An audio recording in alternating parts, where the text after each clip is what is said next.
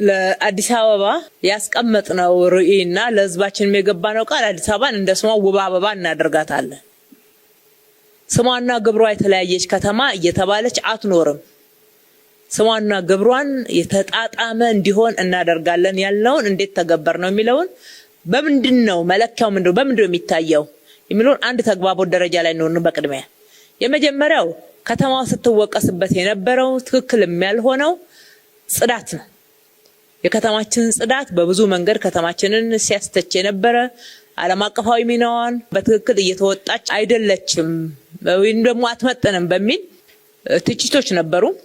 ከሁሉ በላይ ደግሞ በእኛ መመዘኛ ለነዋሪዎቿ ጤናማ የመኖሪያ አካባቢ ከመሆን ምቹ ከመሆን አንፃር በርካታ እጸጽ የነበረባት ናት። በተለይ በየዓመቱ ክረምት ሲመጣ ከተላላፊ በሽታ ከተማዋን ለመታደግ ህዝቡን ለመታደግ የሚደረገው አጠቃላይ የአመራሩ ሚና ስራው ሁሉ ወደዛ ይገለበጥ ነበር፣ ወደዛ ዘመቻ ይሄድ ነበር። በተላላፊ በሽታ ስሟ ይጠራ የነበረች ከተማ ናት።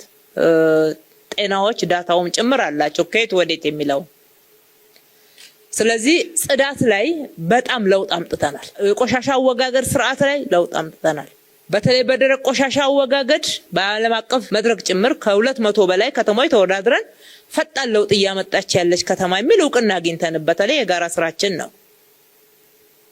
ሁለተኛው ፍሳሽ አወጋገድ ነው። የፍሳሽ ስርዓት ፍሳሽ ቆሻሻ አወጋገድ ላይ ብሬክ ስሩ የሚባል ስራ ነው እየተሰራ ያለው።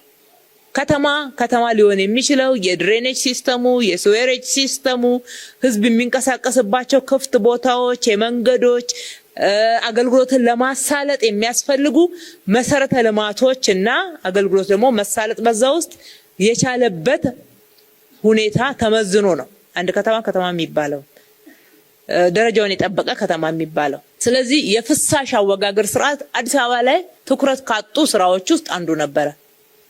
ትኩረት ሰጥተናል። ኢምቢሊየን ነው ኢንቨስት ያደረግነው የፍሳሽ አወጋገድ ስርዓት ላይ። ኢምቢሊየን ነው አሁንም ኢንቨስት እያደረግን ያለነው። ከአንድ የፍሳሽ ማጣሪያ ከአቃቂ ማለት ነው በስምም ይታወቃል። ዛሬ ወደ 46 የፍሳሽ ማጣሪያ አድርሰናል። ወንዝ ዳርቻ ላይ ጀመርናቸው ኤሌክትሮሜካኒካል ያልገባላቸውን ቀንሼ ነው የነን ማወራው።